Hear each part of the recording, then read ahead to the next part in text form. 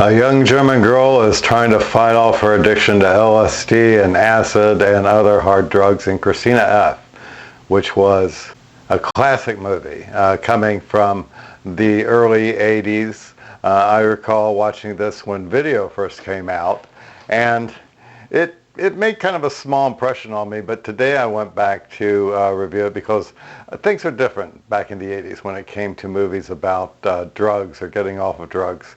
Because prior to that, remember, we're so close to the 70s in the 80s, and that's when you had movies like Go Ask Alice, which had William Shatner in it. Although a lot of these movies that you see coming from the 70s or the 60s, with the exception of The Man with the Golden Arm, Frank Sinatra, one of the earliest portrayals of heroin abuse, that was praised for its realness. But a lot of movies coming from that era, just realism is not necessarily one of their stronger points. And what made people really stand up and pay attention to this movie is its realism. But before we continue our discussion of Christiane F, if you enjoy this show and want to see more topics like it, then please click like and subscribe, and you'll be notified whenever we have new subject matters popping up here on Psycho Cinema Therapy Theater, as well as other shows here at Walkertown Media Works. And when it starts out, she's a young girl who, just like any young girl or young boy, I was certainly the same way, you just want to get out on your own. And so she finally had a friend of hers who was a year older, but because she was a senior, she was able to get into various clubs, took her to a club. And it was during one of these early excursions where she got to hear her hero, David Bowie, singing. And that's where she first dropped acid. And then as we go through the movie, you find what things are like between her and her clique of friends who they do things like rob stores, vandalize malls, and hang out at a place known as the Bahnhof Zoo. In fact, the story of this story began when there were some newspaper reporters who decided to do an article about the young drug addicts who inhabited that area of the Berlin subway. And it was a place known for prostitution, drugs, you name it. And it created a very successful series, and that turned into a book called Wir Kinder vom Bahnhof Zoo. And of course, this movie, you don't see the journalist in here, like trying to get people for stories, which I think is a plus for this movie.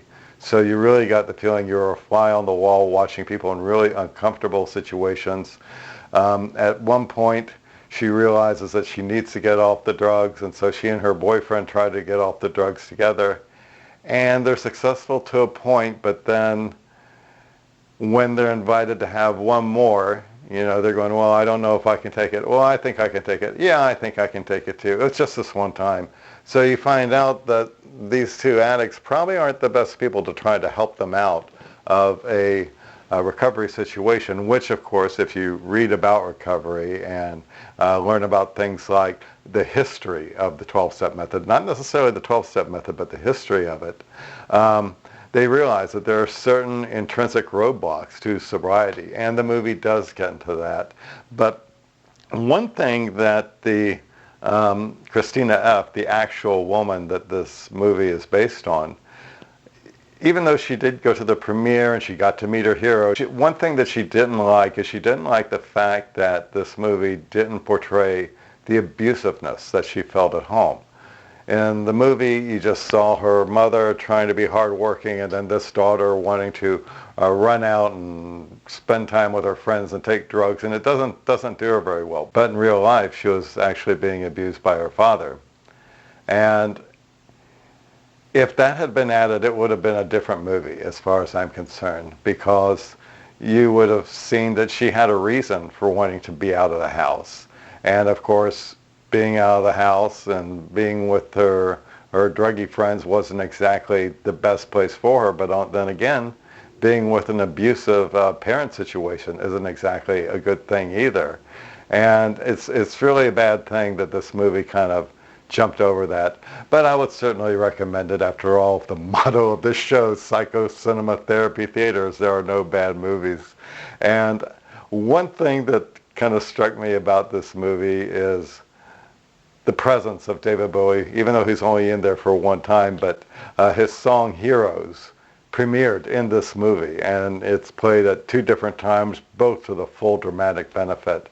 And so it's just interesting. Oh, it's beyond interesting. It was just really a therapeutic experience watching this movie, even though this was, decades ago. And even though I myself never really had a drug problem or an acid problem. I never took acid in those days. In those days, I wasn't even smoking marijuana. No, not at all in those days.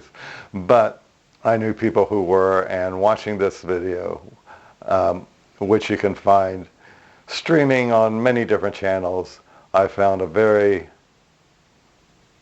very cathartic experience.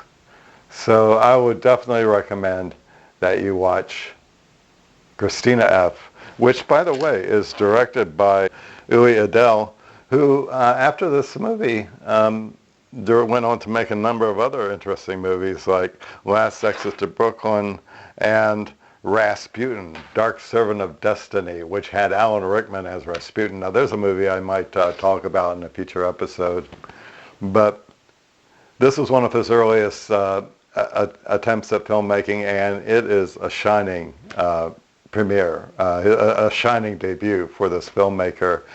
Some of the scenes that you see of young people shooting up are actually young people shooting up. Some of these scary people you see inhabiting the Bahnhof Zoo aren't actors. They are the real people there. And so the way he was able to dive into this reality and then create a pseudo-reality and still deliver a movie that packed a punch, I give it a high thumbs up. My thumb would have been up even higher, if we had had some mention or some portrayal of the abusiveness that she had at home. Otherwise, this movie almost winds up as being, oh, look at that spoiled kid looking for drugs, looking for kicks, like some kind of 1950s exploitation drug movie.